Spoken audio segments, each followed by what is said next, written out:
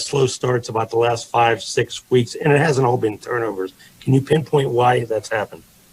That's not playing well enough. I'll take that blame, and I'll take it for tonight too. Mike Pursuta.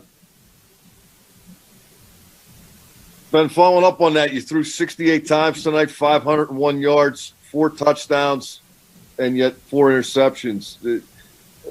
We've heard you say you're not playing well enough a couple of times this year. Do you think you still can play at this level the way you have?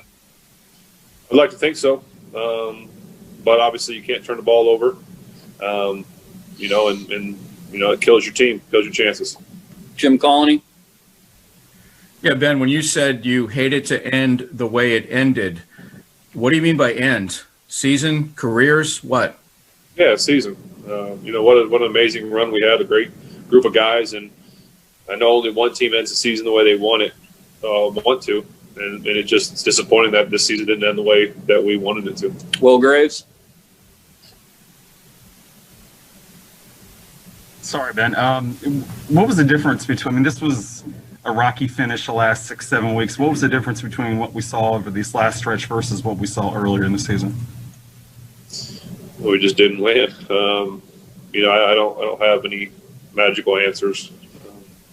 It just, we didn't put it together. Like I said tonight, I mean, the glaring issue is we turned the ball over. We turned the ball over a ton, and that just can't happen. Didi Kinkaball.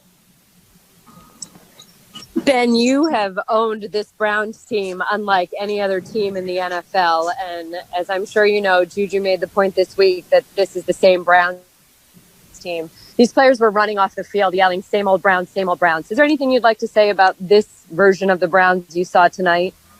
Tip my cap to them. Congratulations. They got the best of us tonight. Alan Saunders. Ben, so you shared kind of an emotional moment with Juju there after the game. He's got a different kind of decision, obviously, this offseason. If it turns out to be his last game as a Steeler, what can you just say about his time as your teammate and what he's brought to the team with you? I told him how proud I was of him and how much I enjoyed being his teammate and being his quarterback. I don't know what the future holds. He doesn't know. I'll always support him. I'll always be proud of him. And I think he embodies what it is to be a Pittsburgh Steeler. He's tough. He shows grit. I mean, you saw some of the plays that he made tonight. They were black and gold through and through. And so, I think I hope I can speak to the fans when I would say that they don't want it. We don't want him going anywhere. I mean, he's Steelers and he's fun, and I'm just thankful for his efforts. Dale Lawley.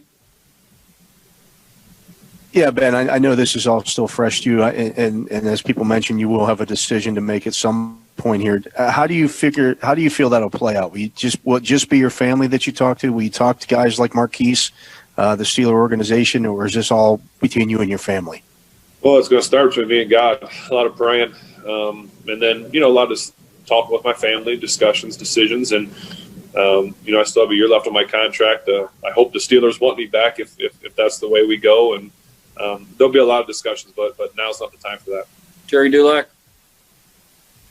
Hey, Ben, that's 3 straight playoff losses, but that's 2 in a row where you've come off good seasons and you get eliminated at home in the first game. Is there something more that needs to be examined, or could you just look at isolated games and say, oh, well, we turned it over too much or whatever?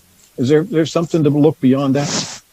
Yeah, I don't know. Maybe we need to have a bad season and try and make the playoffs. I don't know. It is disappointing when you have, a really good season and you get to the postseason and you don't play well. And like I said, I'll take tonight on me. I need to be better to give our team a chance to win it. Mark Caboli. And after you were down a little bit, how much did they change, you think, how they played you defensively? It looked like they were giving you some of the middle stuff, but not any of the outside or short stuff. Yeah, I mean, they had a big lead, so they don't want you to score quick. They don't want to give up the big play. So they were giving us the underneath stuff and some of the middle stuff, and so we were just trying to take it and take our shots when we have them. Guys still did make some plays down the field when we had to, but when you got a lead like that, you can really sit back and just take away the big play. A few more, Mike Pursuta. And the quarter changed, end of the third, start of the fourth. You got